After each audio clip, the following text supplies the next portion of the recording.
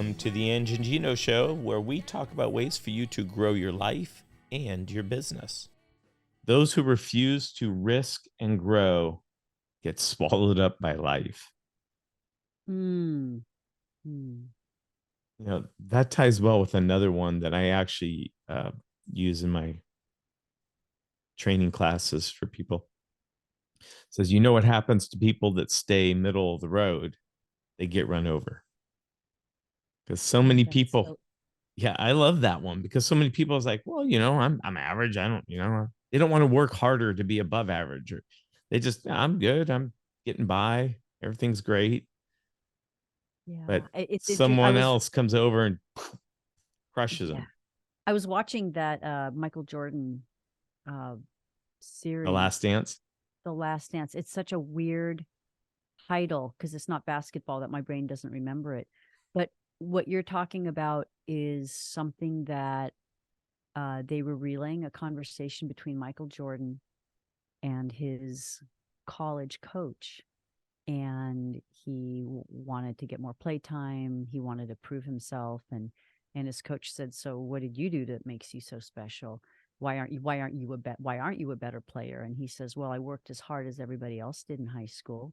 And he says, and how did that work for you? Meaning he was middle of the road. He did whatever everybody else did. And I think in that moment, they highlighted that part of the conversation, because I think in that moment, it clicked for Michael Jordan. If you do what everybody else does, you get average results. Yeah. That he learned, he clicked, and he matured under that guy's honest feedback and tutelage. And he pushed himself to be harder. I mean, that's part of the recipe. You need an honest guide in your life, whether it's your boss, a coach, a colleague who's going to give you honest feedback. And then you got to be able to step up to that honest feedback and look at yourself. Michael Jordan in that moment heard those words back to himself. Oh, I did everything everyone else did. Like, why didn't that work? And so it is, you need to go above and beyond every time. And that's where, you know, even the idea of being your best self, like, when does becoming your best self ever stop anyways? You know, you just keep pushing to become better and better. And that's growth. You know, that ties back to, I've read more of that book that I spoke about in our last podcast, The Gap and Gain, where it says you're always the ideal place we want to be, the ideal self, the ideal situation is never achievable. And so we're always psychologically, we're always falling short of achieving that. And, you know, so that's the gap. The gain is you look backwards at where you've come from, and then you can get all psyched up about it. And in the book, they give an illustration, a story of, I know you're of the age to remember Dan Jensen, the speed skater. I do. So he was our big, you know, because before him, we had Eric Heiden, who won everything. And then he was our next hopeful. And then he kept falling, or just something would happen. He kept missing the medals. And he was, you know, the fastest. Everyone expected him to sweep stuff and kept failing. And I think it was over a couple of Olympics. Anyway, when it came down to his last event, his last chance to get a gold, it was an event that wasn't his strength, but he changed his mindset because he was focused before on, oh man, what if I, you know, trip again, or what if, you know, just the what if on the wrongs. And so for that last event, he's like, okay, well, I got nothing to lose. I've already blown it at all these. Look at what I've accomplished. I should be happy with this. I'm in the Olympics. Anyway, he ended up winning that final event and finally getting his gold medal. But it was just that. But he had to let go. He had to let go. You have to look at, you know, it's that attitude of gratitude, right? We always got to focus. If we're focusing on what's going wrong, we're going to be perpetually pissed off. Yeah. But if we look and it's interesting. Oh, go ahead. I was just saying, if we look at where we've, you know, come from and where we are, those gains, you live a happy place. And again, where I'm at right now in life, I realize that every day is about learning and getting better. And I know I'm on the other side, you know, mathematically, I know once you're over 50, yeah, you're in the other side of that curve. Uh, Mm. Yeah.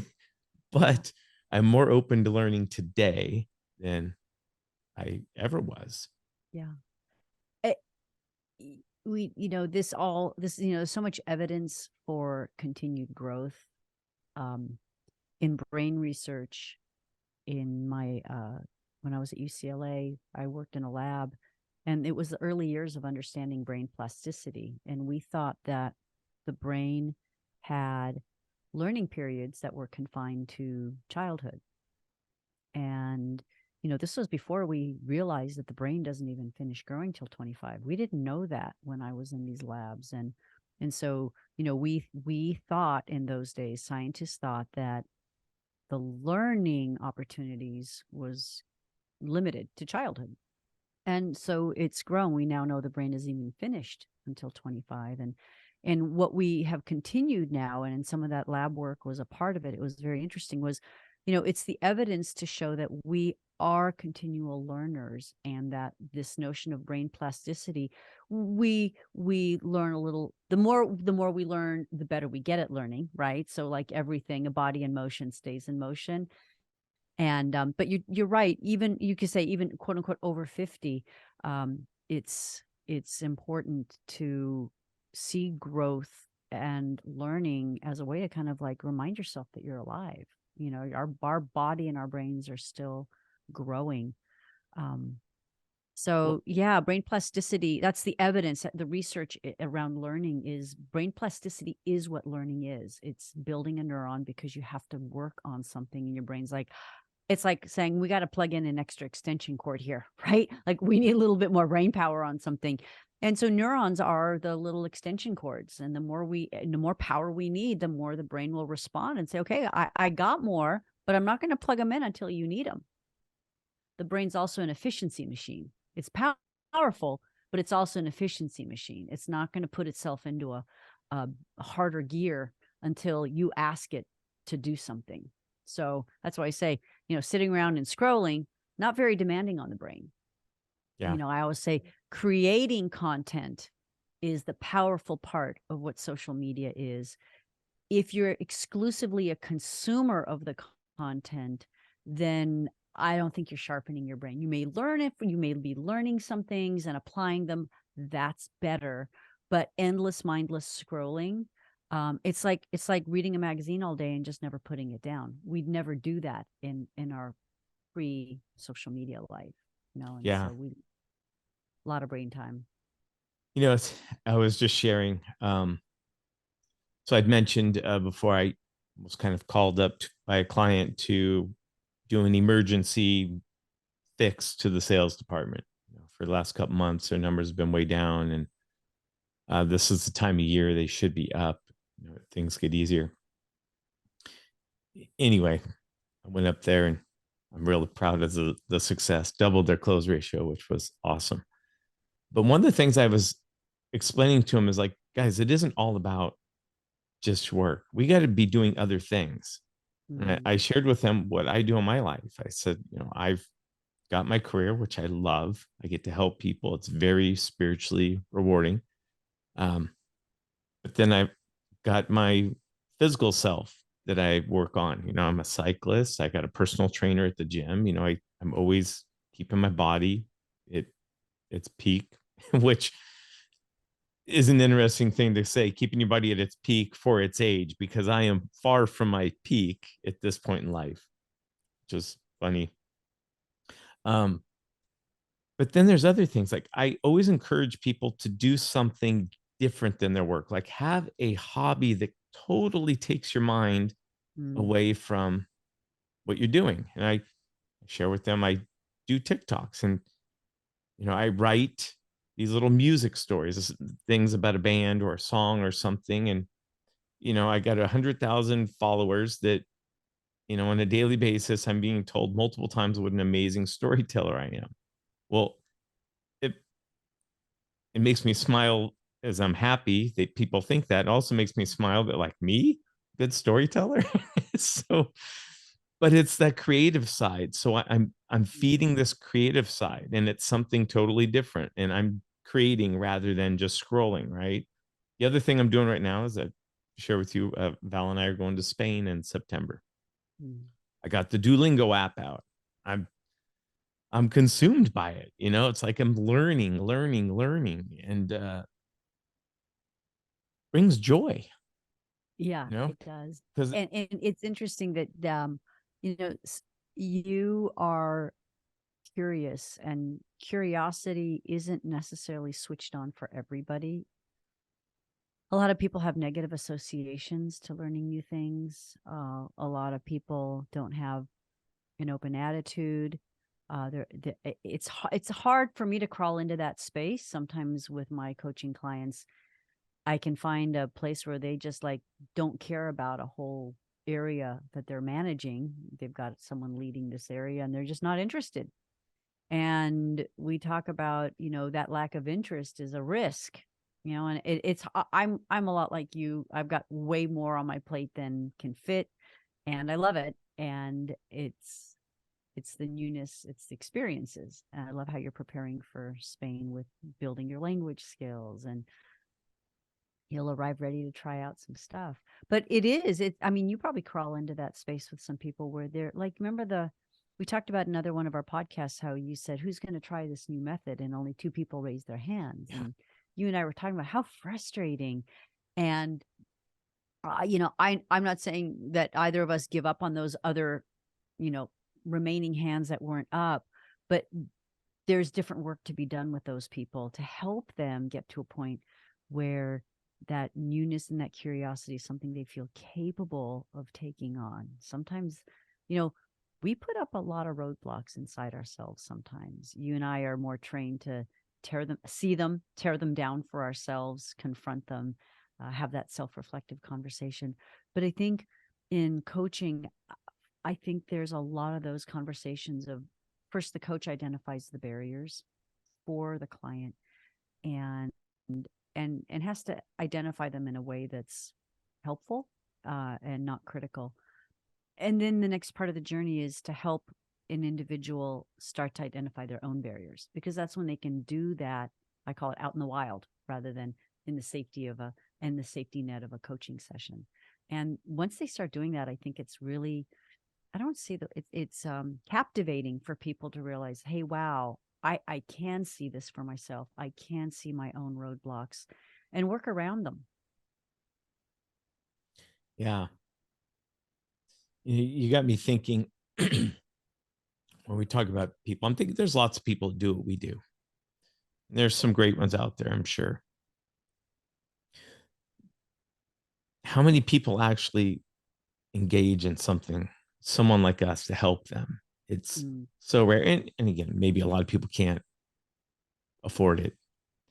Although, as you and I know, How some people are paying such a higher price than what coaching would cost. Okay. exactly Or that not. that's the thing, is people don't realize when you have the right coach and mindset to uh well, And if talk you're about the right coach is interesting, because right now, coaching is an unregulated word in the yeah, professional world.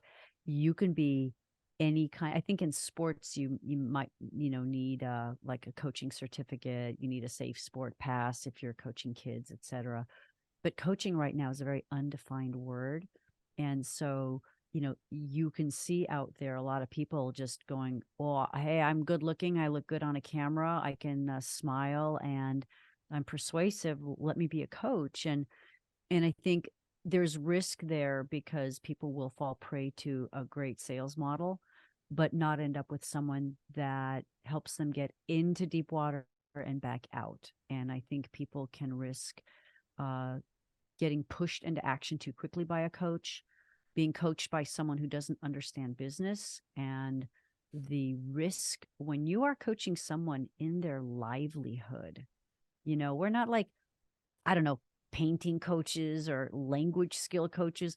We are coaching people to be better at what they do to support their life. And yeah, if they work for a private or a publicly traded company, it doesn't matter, supporting that. So making a change and trying something on for size is important, but hiring, that's where picking a coach that's qualified experienced, lots of social proof of different clients they've worked with, like I won't say like we have, like we're very proud of the depth between us. We have, over 50 years of coaching.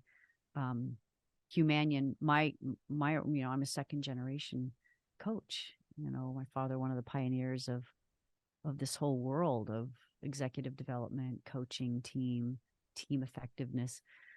So I worry about coaching in general and how people see coaching too, because it's being reduced to just a bunch of programming. Yeah. Well, there's a lot of hype with it. There's young people out there. I'm not saying that, they've accomplished something, so now they're automatically a coach. And I've witnessed some of these people. Oh yeah, you just, the coach will be saying you do this, you do that, and that's all you do, and you'll have these results. And I remember after listening to that, someone in the crowd afterwards, in the hallway, saying to his partner, "Okay, well, just do this," and I'm like, "You will go broke if you do just that like that. If this is the make or break for your company, I'm not saying what he said was wrong, but you are taking it um, way too literal. As Mm, this investment, okay, that means we get this response. I'm not talking about everything that leads up to it. There's so many other things involved with that mm. they left off the stage, and you're right. You can, there's people giving advice and they haven't, again, nothing against the youth. I was that young guy that felt invincible at one time. Uh, if you haven't had the hard times, how can you steer someone around them? Yeah. And fortunately or unfortunately, I mean, I've seen a couple recessions now. I've seen, Mm, I've had a business suffer a fire. I've, just the horrible things that can happen. mm. I have had happen to me or a client.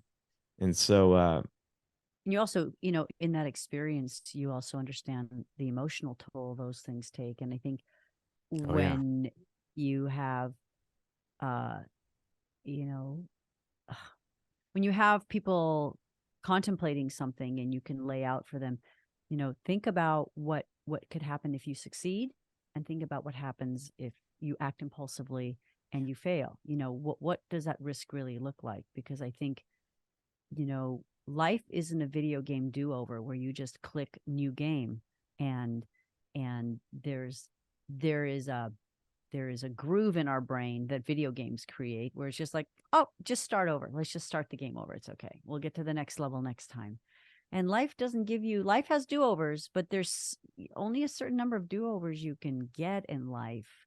Um, and you can't just, and other people are involved and emotions are involved, and that becomes a history and a reputation. And I think all of those add up.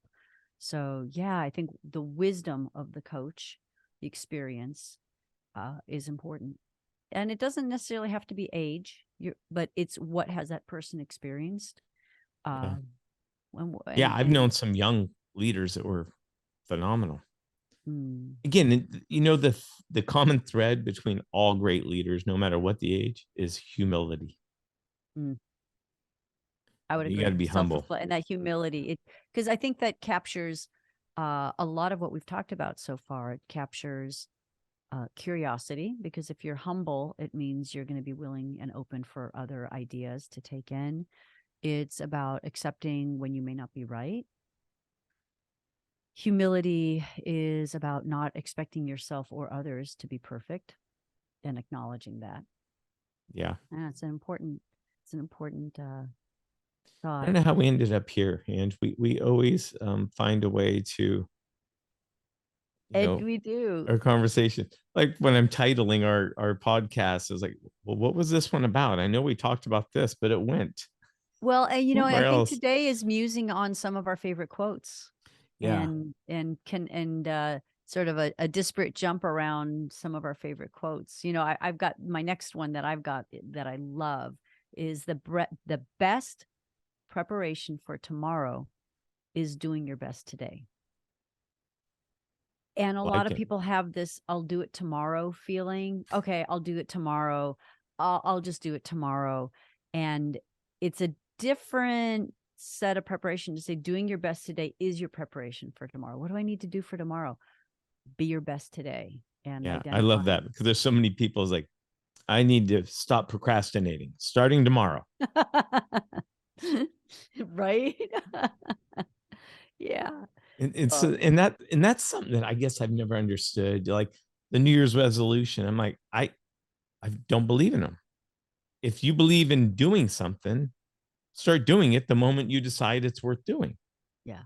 Like when people Don't say, "Well, wait I'm till going to next stop January 30th. smoking, and this time I'm going to stop this," right?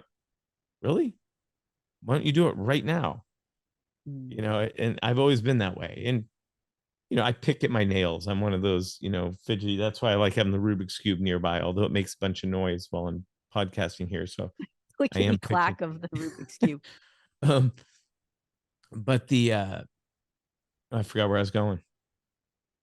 Oh, about Oh, procrastinators procrastinate. and Yeah, it's doing just, out. I failed at stopping picking, but I've decided like right now I'm gonna stop. I don't realize when I pick it up again, the picking at my nails, but um it just if something's worth doing, it's worth doing right now. Yeah. Period. Not just right. I love that because they say the original saying I remember hearing is if something is worth doing, then it's worth doing right. I like that you add it's worth doing right now. And what was it, that 1 Minute Manager, that ancient book? It's from like feels like a million business years ago. Yeah. But he had that touch it once technique. If you're looking at something and you're going to say, "Oh, I'll just do that tomorrow." Well, you're looking at it now. You have that moment now. And how much riper does something get to just doing Yeah. it now? And then you put it back in a pile and then it's like, how do we do that? What do we do? Yeah. No, I'm a big believer in touch at once. What do you tell me what you think about allocating time for specific tasks throughout the day? Are you a fan of that, where you say, I'm going to do phone calls for an hour, I'm going to do organizing my computer files and emails for an hour? What are your thoughts on allocating time? I live by it. Mm. So let's go to now. I've been meaning to ask you this, talking about allocating time. I remember you said you had all these book ideas, and I said, "Well, start doing it. Block out time." Because that's what I do. I'd say, okay, I just block out this time, and that's what I'm going to do. I'm going to work on the book. Whether I work Mm. on it or not, I'm not doing anything else. I shouldn't say whether I work on it or not. Whether I have any success in that session or not on moving the book forward doesn't matter. I committed that time. Some days I would just sit and writer's block, and other days I'd end up writing for hours. So, how's your book coming? So it's interesting. It is, I think that one of the first books I wanted to write was, but which book? So I have three on the burner, Well, you right? spoke of two, like there's one, and then you talked about this Greek cooking book. Yeah. So in brain research, there is evidence that really proves out the Mediterranean diet.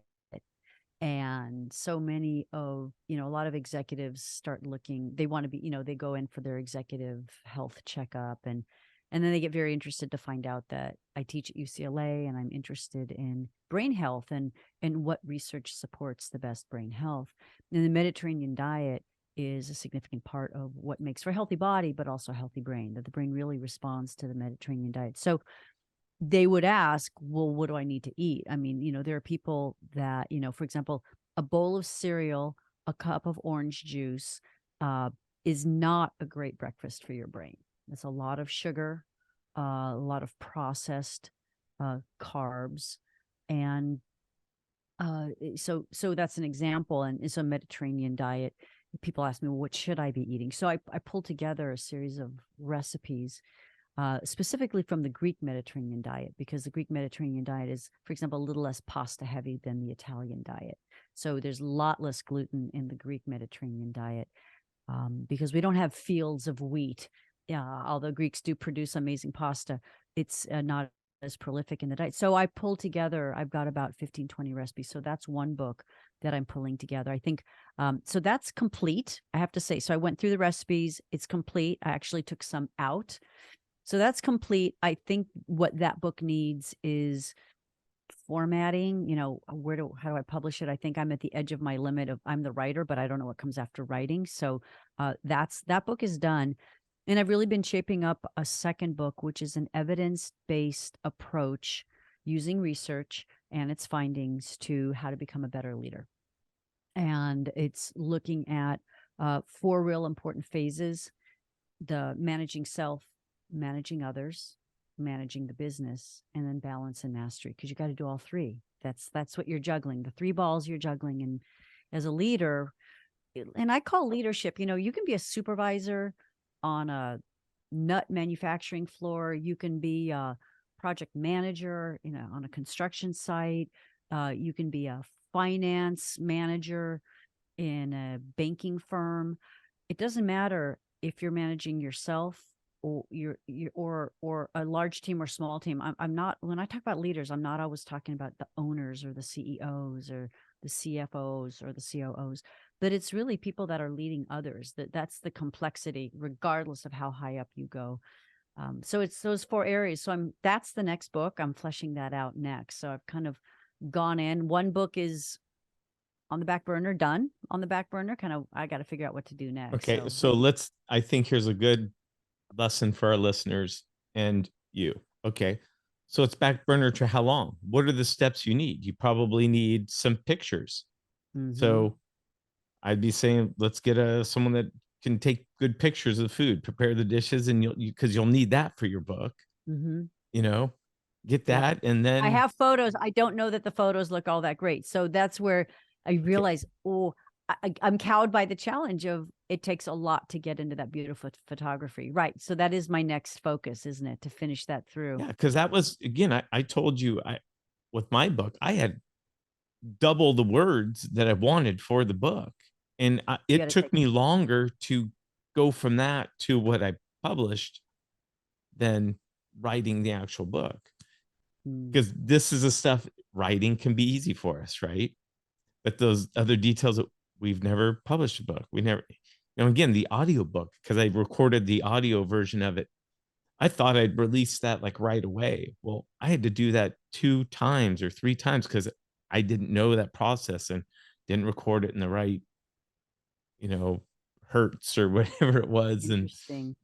And anyway, it was almost a year later that the audiobook came out.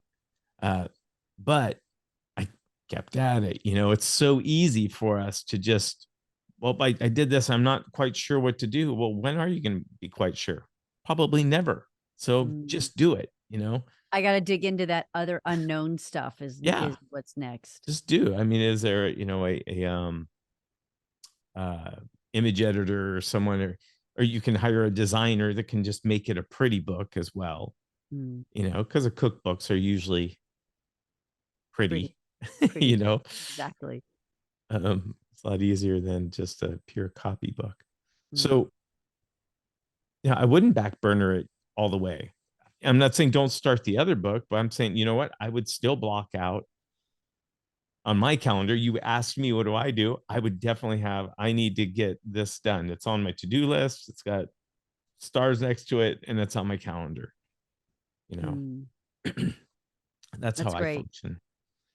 That's great. Yeah, that's I think getting that photography is going to be important. I have photographs in it, but I think that's part of what, like, are they that great? Well, you need that like macro lens that can kind of blurs the outside but focuses on that. Yeah, it's that it's almost like a portrait lens, isn't it? It's like you can allow you well change that it.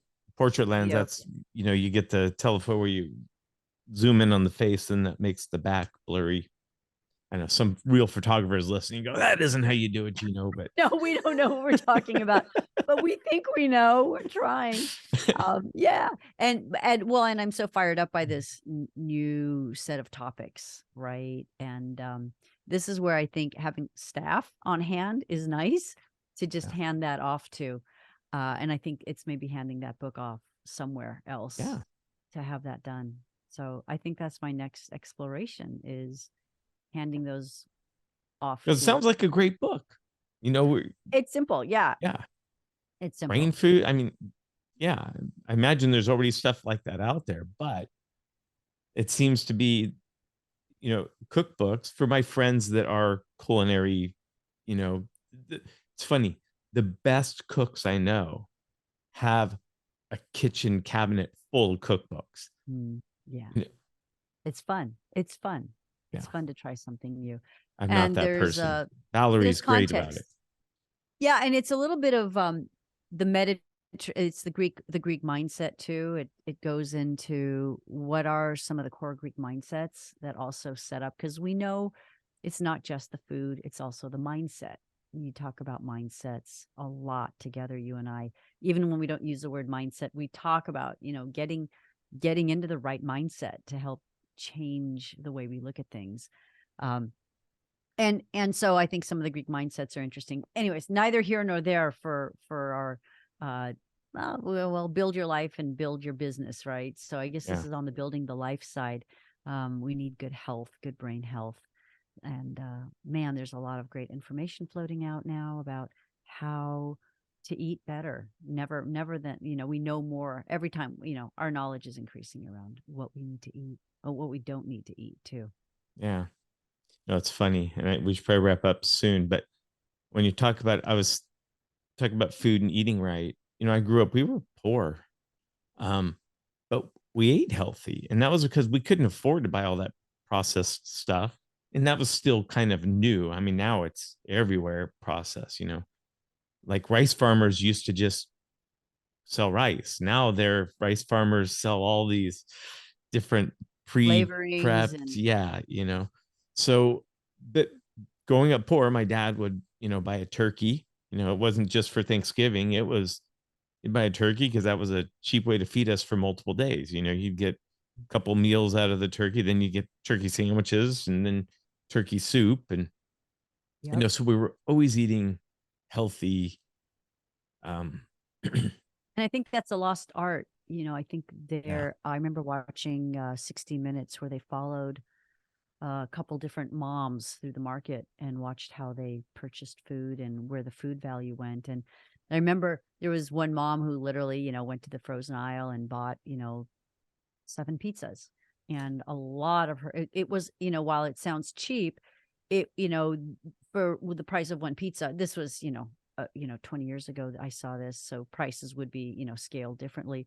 But a bag of rice was, she could feed her family for days and get much more healthy food into her family by buying the bag of rice, a bag of beans, um, and with a little effort like that, cooking one turkey, right? You got food Yeah. for days, and you throw a little rice in that. You throw soup is about throwing in all those soft vegetables that are in the bottom drawer that are not so appealing. Well, they come to life in a soup, right? And I think there are traditions. I think consumer packaged food companies have trained us to feel that cooking is too much of an effort. You need to save time. You're Well, in busy. fairness, Ange, when we were kids, there was still a large percentage of stay home moms.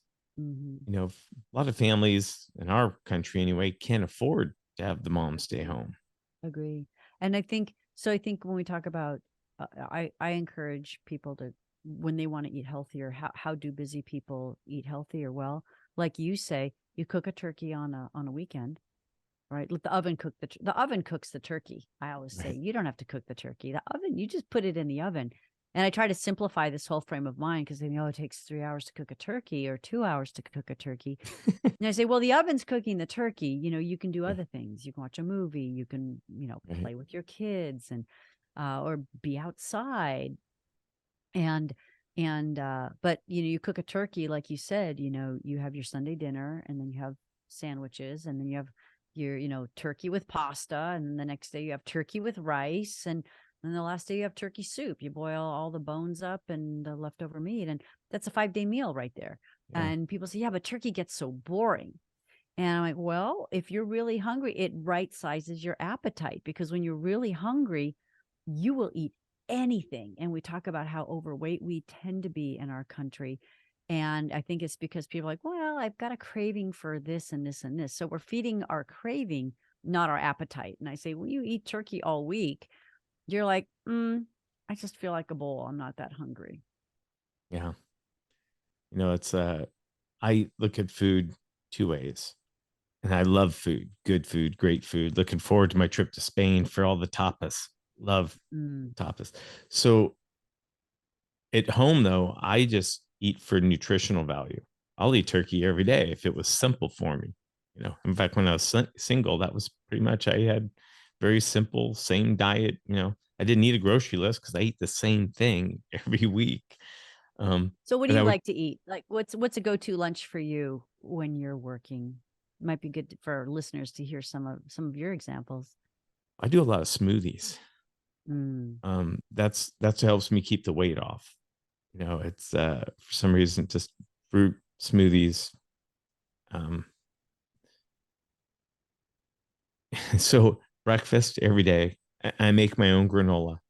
So, Nice. Whole I grains, nuts. yeah, yeah, almonds, honey, peanut butter, grains, a little bit of salt and vanilla.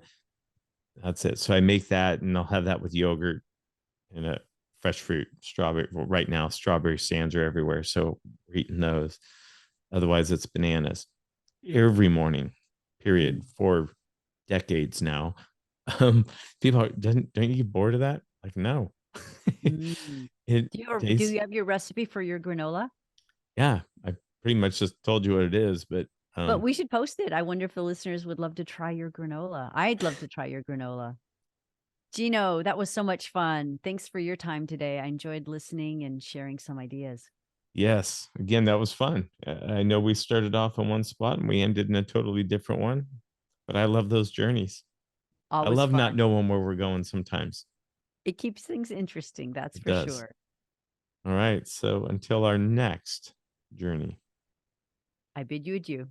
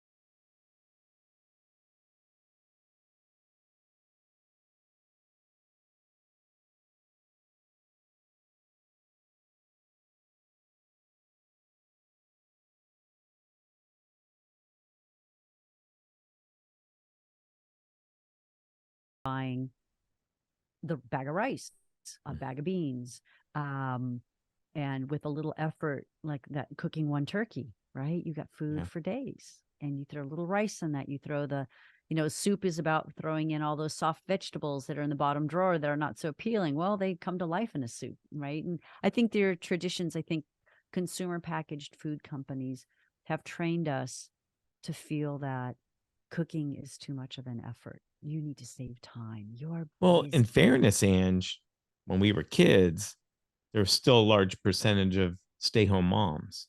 Mhm. A lot of families in our country anyway can't afford to have the mom stay home. Agree. And I think so. I think when we talk about, I encourage people to, when they want to eat healthier, how do busy people eat healthier? Well, like you say, you cook a turkey on a weekend, right? Let the oven cook the oven cooks the turkey. I always say Right. you don't have to cook the turkey. The oven, you just put it in the oven. And I try to simplify this whole frame of mind because they know it takes 3 hours to cook a turkey or 2 hours to cook a turkey. And I say, well, the oven's cooking the turkey. You can do Yeah. other things. You can watch a movie. You can, Right. play with your kids and, or be outside. And, but, you cook a turkey, like you said, you have your Sunday dinner and then you have sandwiches and then you have your, turkey with pasta. And then the next day you have turkey with rice. And then the last day you have turkey soup. You boil all the bones up and the leftover meat. And that's a 5-day meal right there. Yeah. And people say, yeah, but turkey gets so boring. And I'm like, well, if you're really hungry, it right sizes your appetite because when you're really hungry, you will eat anything. And we talk about how overweight we tend to be in our country. And I think it's because people are like, well, I've got a craving for this and this and this. So we're feeding our craving, not our appetite. And I say, when you eat turkey all week, you're like, I just feel like a bowl. I'm not that hungry. Yeah. It's I look at food two ways. And I love food, good food, great food. Looking forward to my trip to Spain for all the tapas. Love Mm, tapas. So at home though, I just eat for nutritional value. I'll eat turkey every day if it was simple for me. In fact, when I was single, that was pretty much I had very simple, same diet. I didn't need a grocery list because I eat the same thing every week. So what do But I you would like to eat? Like what's a go-to lunch for you when you're working? Might be good for listeners to hear some of your examples. I do a lot of smoothies. Mm. That's what helps me keep the weight off. It's for some reason just fruit smoothies. Um, so breakfast every day. I make my own granola. So, Nice. Whole I grains, nuts. yeah, yeah, almonds, honey, peanut butter, grains, a little bit of salt and vanilla.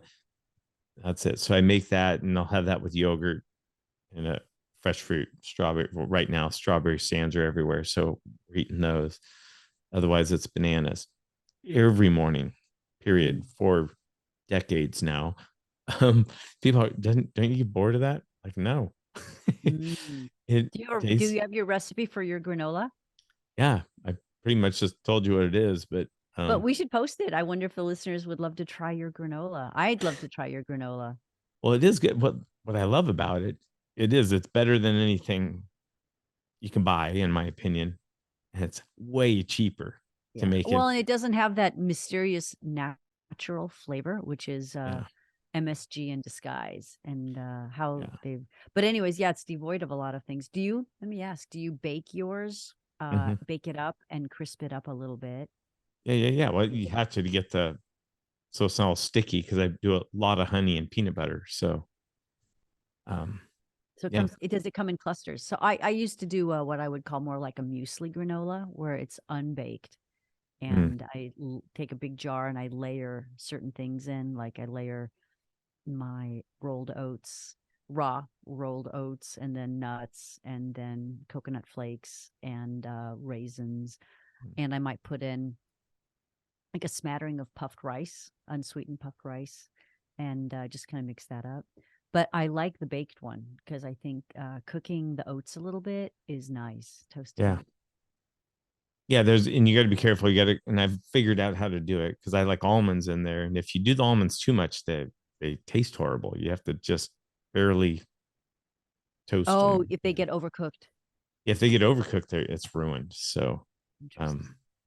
anyway, yeah. And again, if I, what I do is I'll add enough oats to lighten it up. If you don't put as many oats in there with that mixture, you can make some actual bars out of it, because it comes very chunky and it's good to eat. But um, I do it for cereal, so I'll add enough oats that makes it very smaller chunks, is what I should Cereal-like. say. Yeah. Yeah, cereal-like. Yeah. Making your own bars I is not think as we've hard. gone long here, Ange. I In our think we have. average podcast, I know we said we're going to shoot for like 20 minutes. I think we've only had a couple under a half hour. Most are about 40 minutes.